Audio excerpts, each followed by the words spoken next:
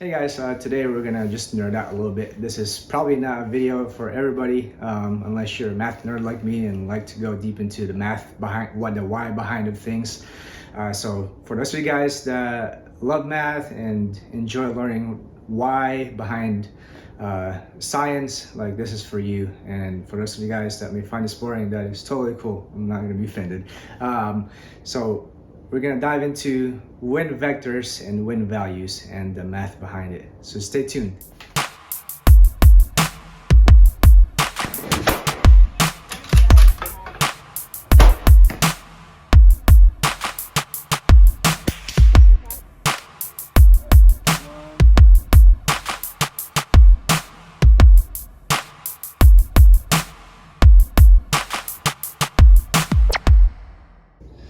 So here's an X and Y axis, and this is a bird's eye view. So if you're looking from the top, this is you as a shooter and your target is somewhere up there.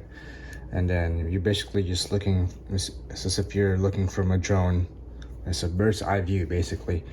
And if you guys remember in physics, if you paid attention, that you have a vector.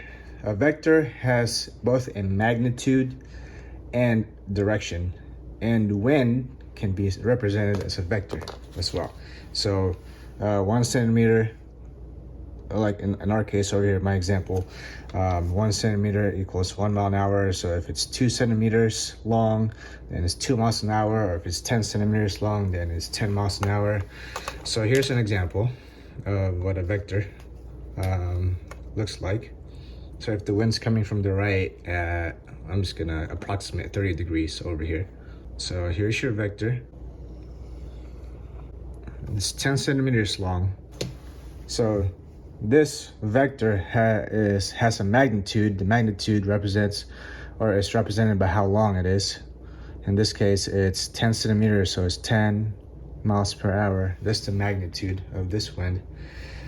And not only that, the vector has a direction. So we're represented by theta, that's the angle. And in this case, theta equals 30 degrees. And we're counting the measurement of this angle from the x-axis. And if you guys remember in trigonometry, the cosine value is represented by the x-axis over here. Basically, we want to find out how long that is.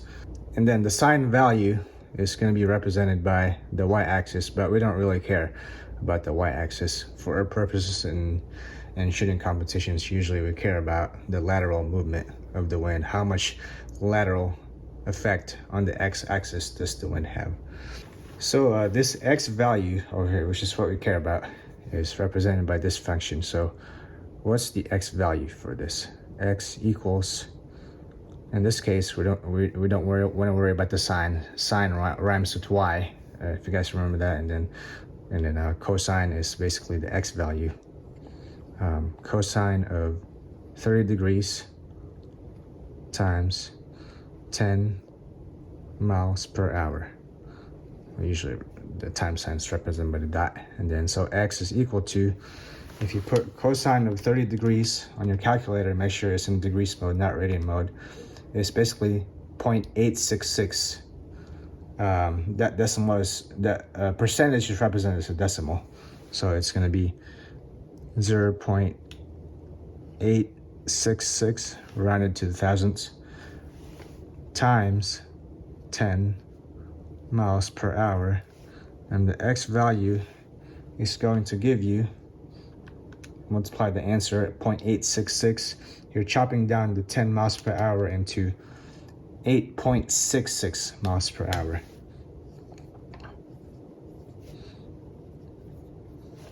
So that's the math behind it.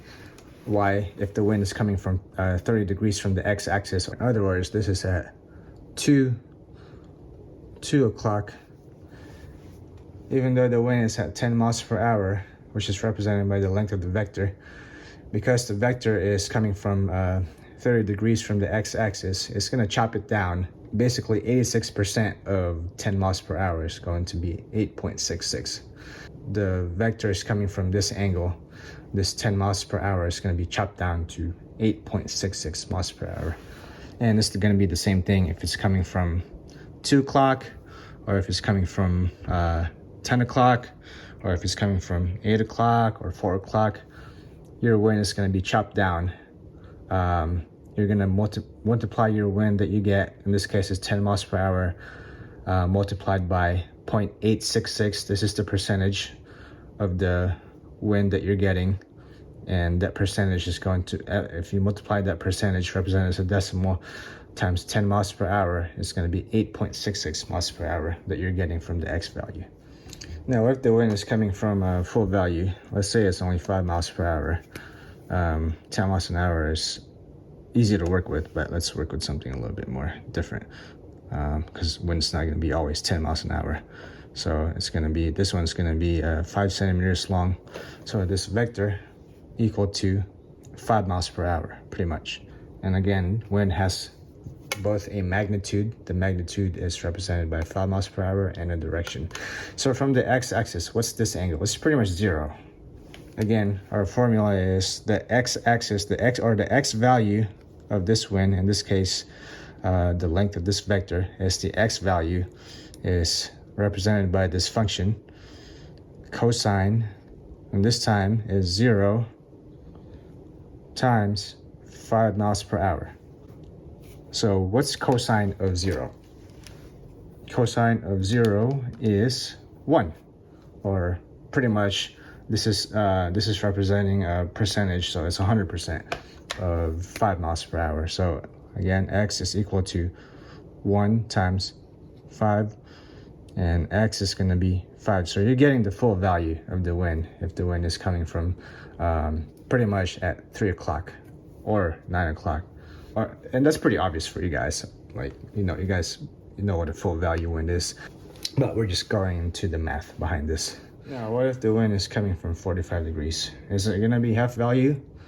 Back in the day, I used to think it was 45 degrees was halfway between 0 degrees to 9 degrees, so I thought it was half value, right? Well, let's find out. We'll use our calculator, which is smarter than I am.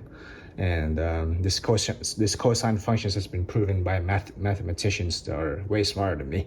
And this is basically physics. So if the wind is, let's say at this time it's 7 centimeters, or 7 miles per hour. So 7 miles per hour. And from here, from the x-axis to this angle, which is represented by theta, theta equals 45 degrees.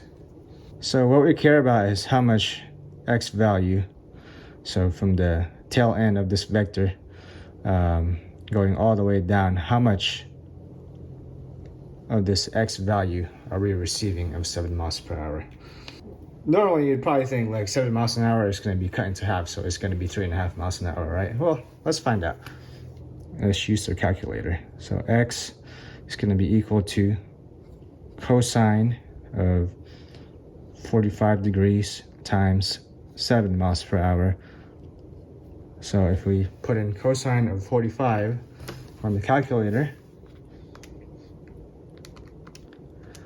that's going to be 70.7%, or represented by a decimal is 0.707. So you're cutting down 7 miles per hour by 70.7%. We usually just round it to 70%, but for the sake of accuracy in this video, we're gonna do 70.1%, right? It's gonna be 0.71 times 7 miles per hour. Your x value, if you multiply this by 7 miles per hour, so 0.707 times 7 miles per hour is going to be, your net effect is, or your x value is going to be 5 miles per hour. So even though the wind, this vector is 7 miles per hour, that's how strong it is, it's being cut down by this function, cosine of 45. You're basically multiplying 7 miles per hour by 0.71, or you're cutting it down to 71%, and you're only getting 5 miles per hour of that's going to be the effect that it's going to have in your wind, is 5 miles per hour. because we care about the lateral effect or the X value. So this is at 230, and it's going to be the same thing if the wind's coming from 1030. It's going to cut it down by 71%, and if it's coming from 730 or 330, you're only going to get 71% of the wind value. So it's not really a half value like I thought it was. So now what if this angle is like 60 degrees? So the wind's huge on this one. This is 12 miles per hour. That's a long arrow. Again, that's our vector, which represents the magnitude. The length of the vector represents the magnitude. And in this case, it's 12 centimeters long, so it's 12 miles per hour. So that's pretty big, especially for 22s. That's a lot of wind. But the X value that you're getting is not as big as the vector. So if you look at your X value,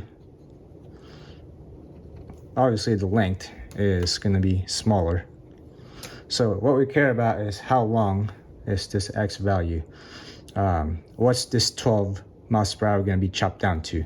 So let's do the math. So X is going to be cosine of 60 degrees times 12 miles per hour. So cosine of 60 degrees is 0.5. So this is true half value right here. So it's going to be 0.5 times 12. X is equal to, plug in this answer, 0.5 times 12 is, you guys probably know that, know it by head. It's going to be 6 miles per hour. So does that make sense? It makes sense, right? It's going to be smaller, because even though this is going to be a long vector, 12 miles per hour, because you're chopping it down, all we care about is the x-axis, because it's 60 degrees. The vector is 60 degrees from the x-axis. It's going to be smaller, and in this case, it's going to be smaller by 1/2. The cosine of 60 is 1/2 of 12 miles per hour. You're cutting down 12 miles per hour to 50%. It's going to be, in this case, 6 miles per hour. And this is if the wind is coming from 1 o'clock. And it's going to be the same thing as it's coming from 11 o'clock or 7 o'clock or 5 o'clock. So this is true half value.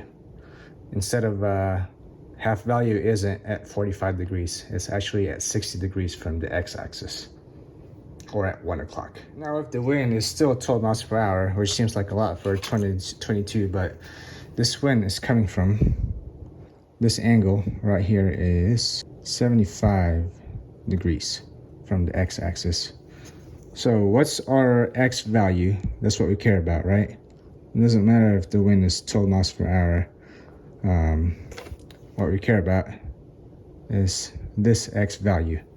How much of the lateral effect of the wind are we getting on the bullet? Because that's going to determine how much the bullet is going to move. The direction really has a big part in it. And in this case, our formula again is x. It's represented as the x-axis. How much x value are we getting? X is represented by cosine of 75 degrees times 12 miles per hour. In this case, cosine of 75 degrees is equal to, we're just going to round that to 26, 0.26, or round it down to quarter value, pretty much. So this is what a true quarter value looks like. So 0.26, multiply that by our 12 miles per hour wind, and we're only getting 3 miles per hour of the net effect of the wind on the x-axis. So yes, the wind is at 12 miles per hour, but the bullet is only receiving 3 miles per hour of it from the x-axis. It's very teeny tiny. So this is what a quarter value is, and this is at 12:30. And again, it's going to be the same thing at 11:30 or 6:30 or 5:30. You're getting 26% of the wind value. So in this case, what if the wind is 8 miles an hour and it's coming from 230, this angle right here from the x-axis is only 15 degrees, so teeny tiny. And basically, you're going to be only getting, well, we'll find out. We'll put it in the calculator. So this x value is going to be close to 8 miles an hour. If you look at it, it's pretty much going to be, you'll see. We'll do the math. I'm sure you could guess it already. So cosine of 15 degrees times 8 miles per hour. So cosine of 15 degrees is equal to 96.5. So let's just say it's going to be 97.97 or 97%. And this is represented by, the percentage is represented by a decimal. So x value is going to be pretty much 7.7. We're just going to round that to 8 miles per hour. I don't think anybody can read the wind to the 0.1 decimal. If you do, come talk to me. I need to. I want to learn from you.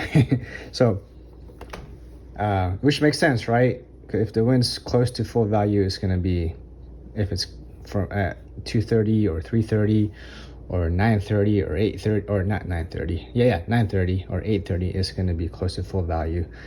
So you don't even need to do any math on that. It's going to be 8 miles per hour. Anyway, so I hope you guys have enjoyed this. I just wanted to go into the math behind wind values, and some of you guys may find it boring, but for those of you guys that are nerds like me that love math, this is the math behind wind values and wind vectors.